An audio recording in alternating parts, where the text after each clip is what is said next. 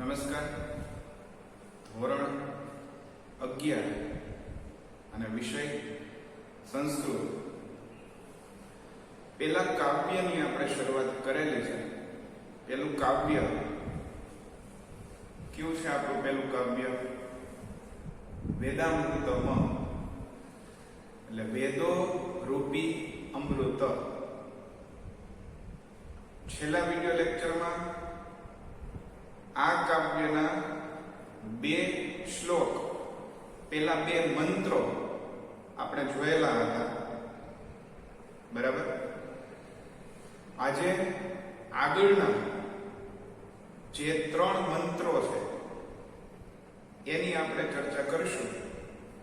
પણ એ પહેલા છેલ્લો વિડિયો લેક્ચર આપણે પૂરો કર્યો ત્યારે મેં નાનકડી અમથી વિનંતી કરેલી હતી કે જે પહેલો અને બીજો મંત્ર આપણે ચલાવેલા છે એ મંત્રો માત્ર પાઠ્યપુસ્તકમાંથી જોઈને, ચોપડીમાંથી જોઈને તમે ભાષાંતર કરી શકો એ પ્રમાણેનું અધ્યયન તમારે કરવાનું છે. એટલે આશા રાખું કે તમે માત્ર પાઠ્યપુસ્તકમાંથી નહીં શબ્દાર્થનો આશરો લેવાનો, એટલે કે શબ્દાર્થ જોવાના નથી. બીજું, અન્વય જે આપણે કરેલો હતો એ પણ જોવાનો નથી. માત્ર પાઠ્યપુસ્તકમાંથી જે મંત્ર આપેલો છે એ મંત્રનું ભાષાંતર તમને આવડવું જોઈએ. તો એ મંત્ર છે, એ શ્લોકનું ભાષાંતર તમને સારી રીતે આવડ્યું કહેવાય. પણ આ બંને મંત્રો છે એનું ભાષાંતર તો તમારે શીખવાનું જ છે, પણ થોડુંક એનાથી વધારે આપણે આગળ યાદ કરીએ તો આ 2 મંત્રોની શરૂઆત કરી એ પહેલા વિષય પ્રવેશ, પેલા કાવ્યની શરૂઆત થાય છે એમાં જે શ્લોક આપેલા છે, મંત્રો આપેલા છે, એની પહેલા ગુજરાતીમાં આપેલો જે વિષય પ્રવેશ છે એ પણ આપણા માટે ઉપયોગી છે. એટલે સૌથી પહેલો પ્રશ્ન કે પ્રાચીનતમ વેદ કયો છે? બરાબર. પ્રાચીનતમ સાહિત્ય એ આપણા વેદો, અને પ્રાચીનતમ ગ્રંથ ઋગ્વેદ. ખ્યાલ આવે છે? પછી તો કે વેદો છે એમાં કોનું વર્ણન આપેલું છે, અથવા તો વેદો આપણને શું શીખવાડશે? તો કે વિધિ અને નિષેધ. વિધિ એટલે શું?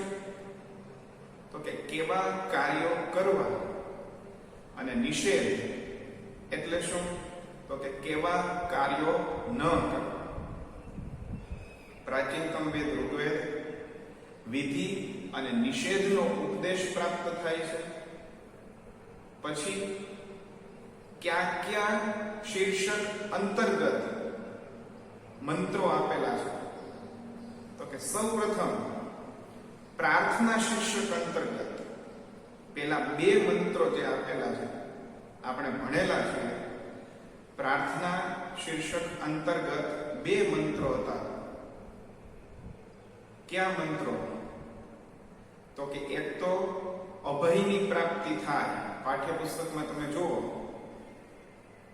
પેલા મંત્રમાં એટલે કે પેલા શ્લોકમાં અભયની પ્રાપ્તિ થાય એવી યાચના કરેલી છે. તો કે કોના કોના તરફથી અભય પ્રાપ્ત થાય? તો કે મિત્રાત, મિત્ર તરફથી અભય.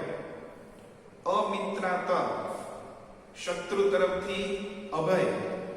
પાઠ્યપુસ્તકમાં તમે જોવો એટલે ખ્યાલ આવશે મિત્રાત મિત્ર તરફથી અભય, અમિત્રાત એટલે કે શત્રુ જે છે એના તરફથી અભય, જ્ઞાતાદ પહેલા શ્લોકમાં નજર ફેરવો અને પાઠ્યપુસ્તક સામે રાખો એટલે ખ્યાલ આવશે. પાઠ્યપુસ્તક વગર ખ્યાલ આવશે નહીં. ચોપડી જોશે આપણે ખાસ. એટલે જ્ઞાતાદ જાણેલી બાબતો તરફથી અભય, પરોક્ષાત જે નજરે પડતું નથી તેનાથી અભય, દીવા અભય દિવસે અભય, નક્તમ અભય રાત્રે અભય. સાવ સહેલો મંત્ર છે ભાષાંતરની દ્રષ્ટિએ. સર્વ આશા, આશા એટલે શું થશે? દિશા. બધી દિશાઓ મમ મિત્ર સંતુ અથવા તો મમ મિત્ર ભવંતુ, બધી દિશાઓ મારી શું બની રહો? મિત્ર બની રહો. સર્વ આશા એટલે કે બધી દિશાઓ મમ મિત્ર ભવંતુ, મારી મિત્ર બની રહો. ખ્યાલ આવે? આ પ્રમાણે હું તો એમના પાઠ્યપુસ્તકમાં બહુ ઓછી નજર કરી અને તમારી સામે સંસ્કૃત શ્લોક જે છે એ મૂકું છું. ભાષાંતર આપણે એનું કરીએ છીએ. પણ તમારે પાઠ્યપુસ્તકનો આશરો લેવો એટલે કે પાઠ્યપુસ્તકમાં જોવાનું ક્યાં ક્યાં શબ્દો અલગ પડે છે, જે ભાષાંતર કરવામાં આપણને સરળ રહેશે એ પ્રમાણે પહેલા એનો અન્વય અને ત્યારબાદ એનું ભાષાંતર આપણે કરવાનું. ખ્યાલ આવે છે? પ્રાર્થના શીર્ષક અંતર્ગતનો બીજો મંત્ર. તો સૌથી પહેલા એમાં આપણે સંબોધન યાદ રખાય. શું યાદ રખાય? સંબોધન. કોને સંબોધન કરેલું હતું? ચોપડીમાં જોયા વગર તમે યાદ કરો. ધ્યાનથી સંસ્કૃતનો વિડિયો લેક્ચર જો તમે જોયો હોય તો તમને યાદ હશે કે બીજા શ્લોકની શરૂઆત કોના સંબોધનથી થાય છે? તો કે હે અગ્નિદેવ. અગ્નિદેવને સંબોધન કરેલું છે. પણ કેવા અગ્નિદેવ? તો કે વિશ્વાની વયુનાની. વિશ્વાની વયુનાની. બીજી આ પહેલી લીટીમાં છેલ્લા શબ્દો આપેલા છે. બીજા શ્લોકમાં પહેલી લીટીમાં છેલ્લા શબ્દો આપેલા છે. વિશ્વાની વયુનાની. વિવિધ પ્રકારના જ્ઞાનને વિદ્વાન જાણનારા હે અગ્નિદેવ એટલે કે હે અગ્નિદેવ અસ્માન અમને રાયે એટલે ધનની પ્રાપ્તિ માટે સુપથા સારા માર્ગે અને નય એટલે કે લઈ જાઓ. પ્રાર્થના કરેલી છે એટલા માટે જ પ્રાર્થના શીર્ષકની અંતર્ગત આ મંત્ર આપેલો છે. ખ્યાલ આવે છે? પહેલી લીટી એ શ્લોકની આપણે જોઈ શું? હે અગ્નિદેવ. કેવા અગ્નિદેવ? તો કે વિશ્વાની વયુનાની વિદ્વાન. વિવિધ પ્રકારના જ્ઞાનને જાણનારા હે અગ્નિદેવ. હે અગ્નિદેવ અસ્માન અમને રાયે એટલે ધનની પ્રાપ્તિ માટે સુપથા સારા માર્ગે નય લઈ જાઓ. આગળ શું થશે? પાઠ્યપુસ્તકમાં તમે ખાસ નજર કરજો. બરાબર?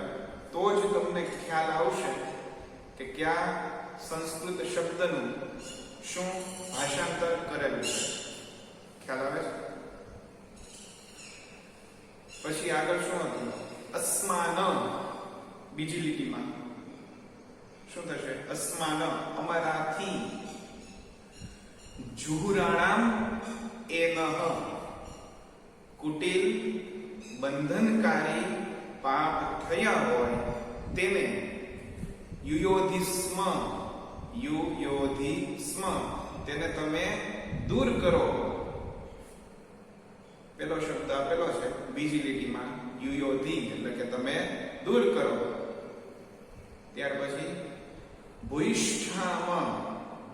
ભૂયિષ્ઠામ ઘણા વિસ્તૃત, તે ઉક્તિમાં એટલે તમારા કથનને, એટલે ભગવાનના ભગવત ભજન એનું વર્ણન કરેલું છે. તે ઉક્તિમાં તમારા કથનને નમઃ વિધેમ અમે નમન કરીએ છીએ. આ પ્રમાણેનું ભાષાંતર તમે માત્ર પાઠ્યપુસ્તકમાંથી કરી શકો એ પ્રમાણેનો ચોકસાઈપૂર્વકનો અભ્યાસ તમે કરશો એવી અપેક્ષા સાથે આજના વિડિયો લેક્ચરનો અને આપણા પેલું કાવ્ય વેદામૃતમનો બીજા શીર્ષક હેઠળનો ત્રીજો મંત્ર આપણે જોઈએ. સૌપ્રથમ અન્વય.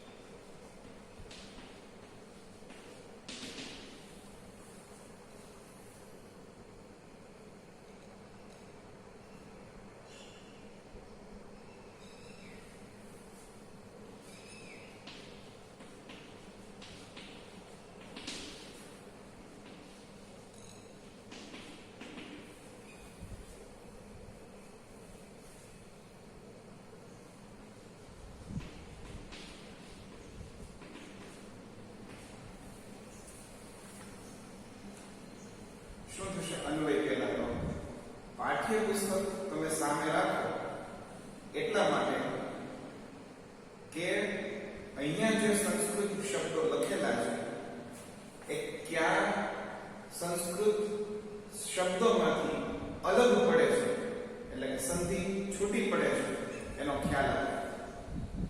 શું લખેલું છે? તો કે મંત્ર સમાનો સમિતિ સમાની મનઃ સમાનમ એષાં ચિત્તિમ સહ. પાઠ્યપુસ્તકમાં જોવો ને તો ખ્યાલ આવશે. આ જે લખેલું છે એષાં ચિત્તમ સહ એ કયા શબ્દમાંથી અલગ પડેલું છે? બરાબર. સમાનમ મંત્રમ અભિમંત્રયે સમાનેન હવિષા જુહોમિ. શબ્દાર્થ જોઈએ.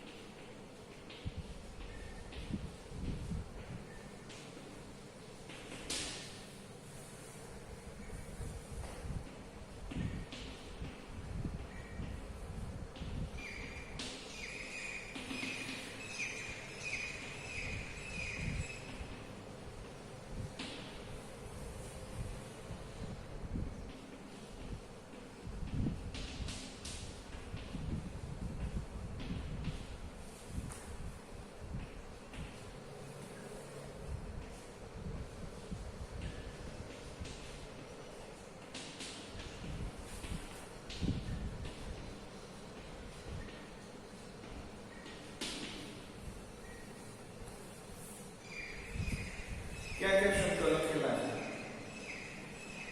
तो કે સમિતિ એટલે શું થશે? સભા.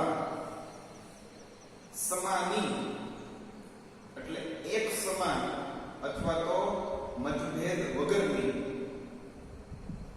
એષામ ચિત્તમ સહ આ બધાનું અંતઃકરણ ऐक्यवाळु थाव. अभिमंत्रये એટલે માન્ય રાખવું. હવિષા હોમ દ્રવ્ય વડે. જુહોમી એટલે હું હોમ કરું છું. હોમ કરવો એટલે યજ્ઞ યજ્ઞાદિ કાર્યો કરવા. ખ્યાલ આવે છે? ભાષાંતર કઈ રીતના થશે?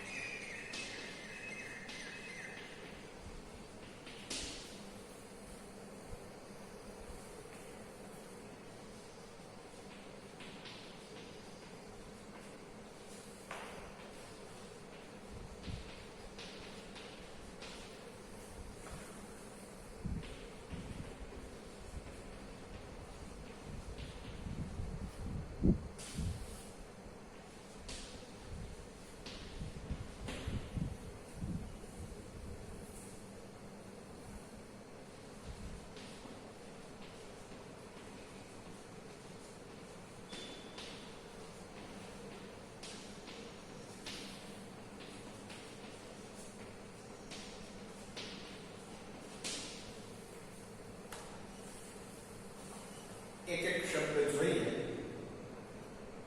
મંત્ર એટલે વિચાર. સમાનો એક સમાન થાવ. સમિતિ એટલે સભા.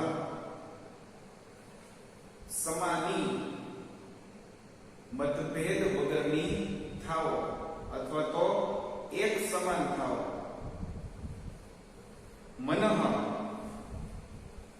મન સમાનમ એક સમાન થાવ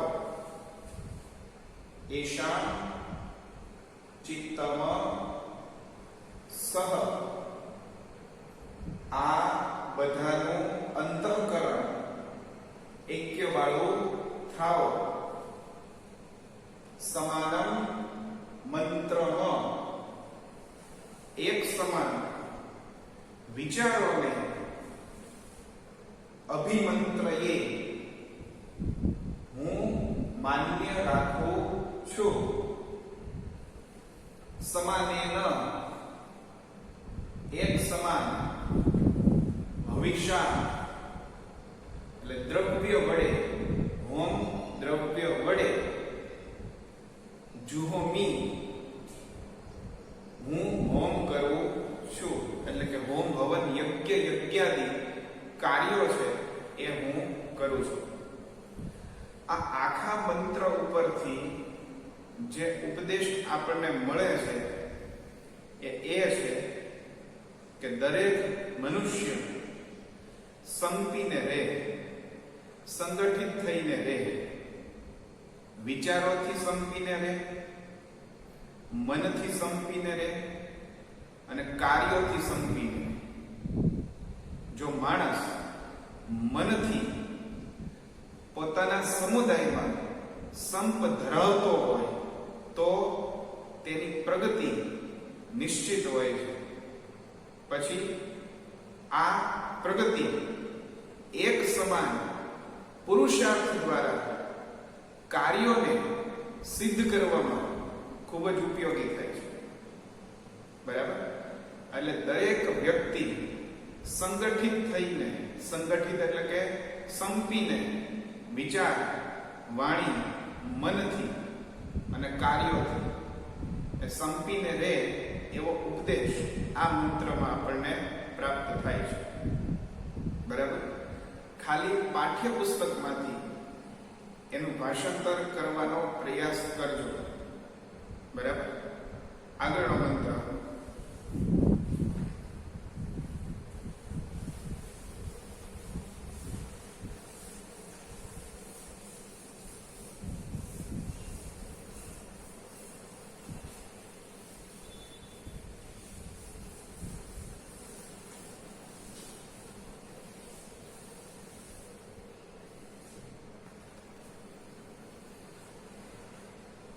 ચોથો મંત્ર છે એમાં સંકલ્પ શીર્ષકની અંતર્ગત શું આપેલું છે તો કે મનુષ્યની વચ્ચે વ્યક્તિની વચ્ચે કોઈ પણ પ્રકારનો દ્વેષ એટલે કે વેર વૃત્તિ ન રહે અને દરેક મનુષ્ય એકબીજા સાથે સ્નેહપૂર્વક પ્રેમ ભાવથી લાગણીશીલતા પૂર્વકનું વર્તન દાખવે તેવો ઉપદેશ સંકલ્પ શીર્ષક અંતર્ગત આપેલો જે મંત્ર છે એમાંથી પ્રાપ્ત થાય છે કઈ રીતના અન્વય થશે જોઈએ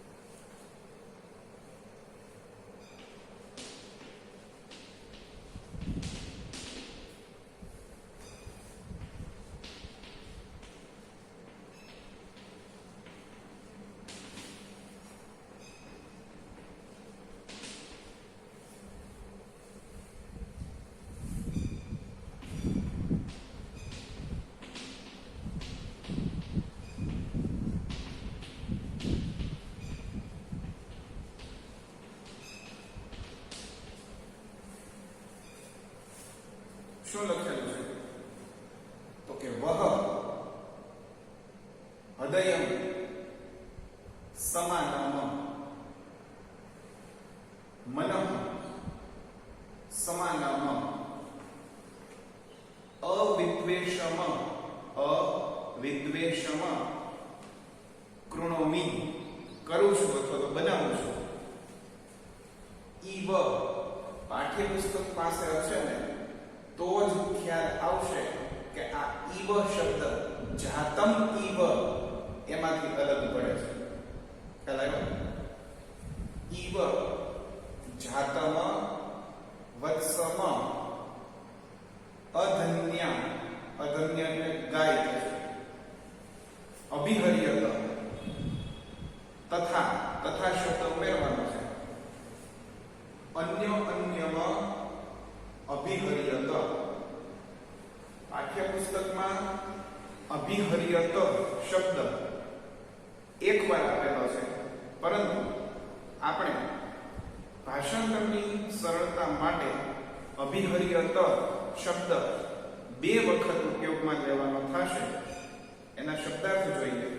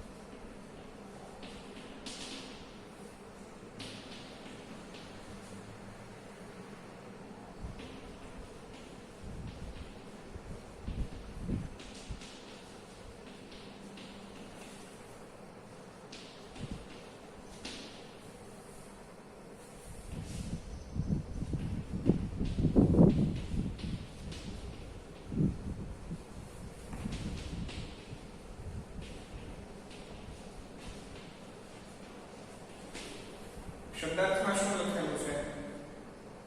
અવિદ્વેષમ દ્વેષ વગરના, કૃણોમિ કરું છું અથવા તો બનાવું છું, જાતમ વત્સમ જન્મેલું વાછરડું, અધન્યઃ એટલે કે ગાય, અભિહર્યત ચાહતા રહેવું, અન્યમ એકબીજાને.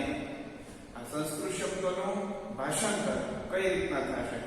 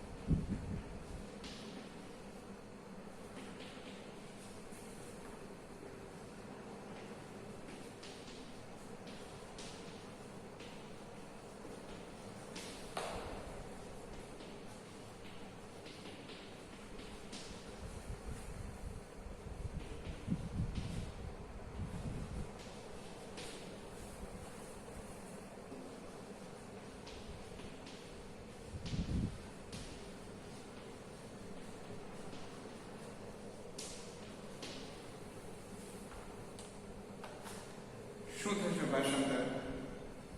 તો કે વહ. હવે પ્રશ્ન થાય કે સાહેબ અહીંયા હું એવું ગુજરાતી કરેલું છે, તો એ હું શબ્દ ક્યાંથી આવ્યો? કૃણોમિ વર્તમાન કાળ, પરસ્મૈ પદ, ઉત્તમ પુરુષ, એક વચન એટલે હું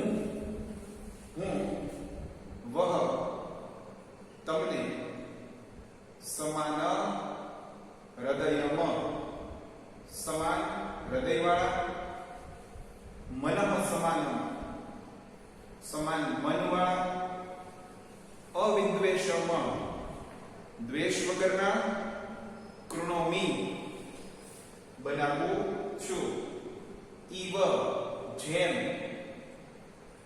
અધન્યઃ એટલે ગાય, જાતમ વત્સમ જન્મેલા પાછળના, અભિહર્યત ચાહે છે, તથા તેમ તમે બધા, અન્યમાં એકબીજાને, અભિહર્યત ચાહતા રહો.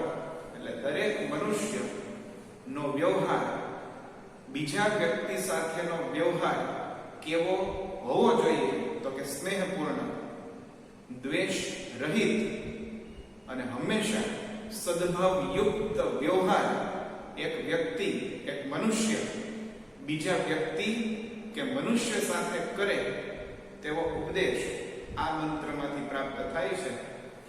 અને છેલ્લો મંત્ર આપણા કાવ્યનો જોઈએ.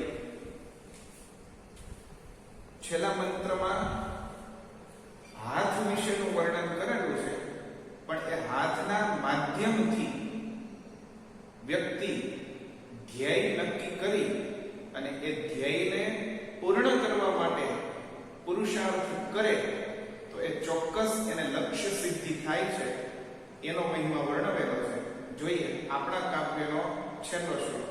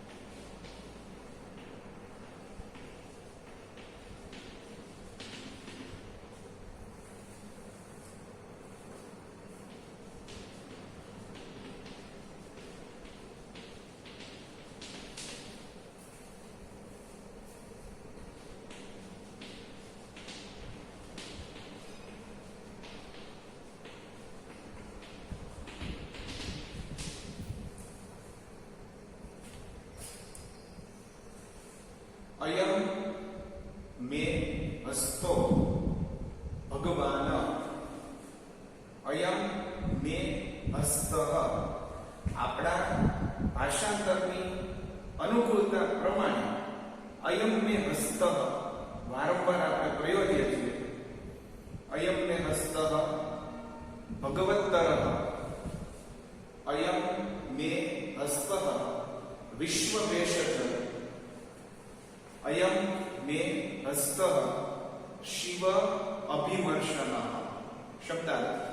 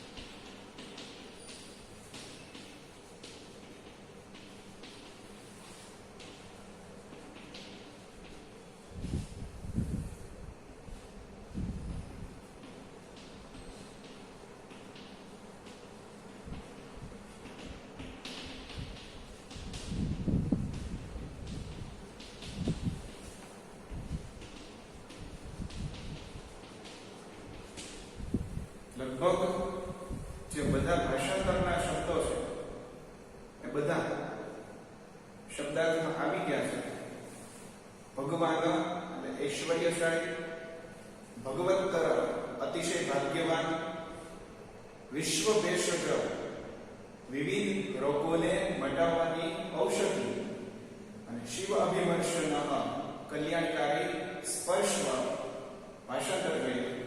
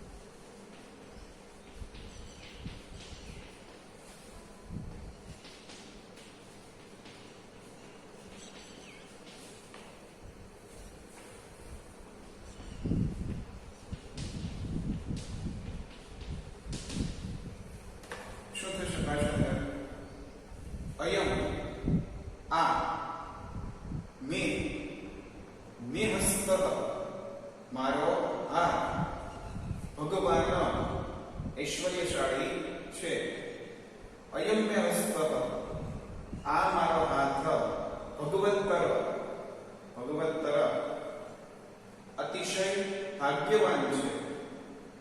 અયમ મે હસ્ત આ મારો હાથ વિશ્વ ભેષજ વિવિધ રોગોને મટાડવાની ઔષધિ છે. અયમ મે હસ્ત આ મારો હાથ શિવ અભિમર્શન કલ્યાણકારી સ્પર્શવાળો છે. એટલે આ પ્રમાણે આપણું પેલું કાવ્ય જે છે વેદામૃતમ એ અહીંયા પૂરું થાય છે. માત્ર પાઠ્યપુસ્તકમાંથી જોઈને ભાષાંતર કરવાનો પ્રયાસ કરજો. નેક્સ્ટ વિડિયો લેક્ચરમાં મળશું. ધન્યવાદ.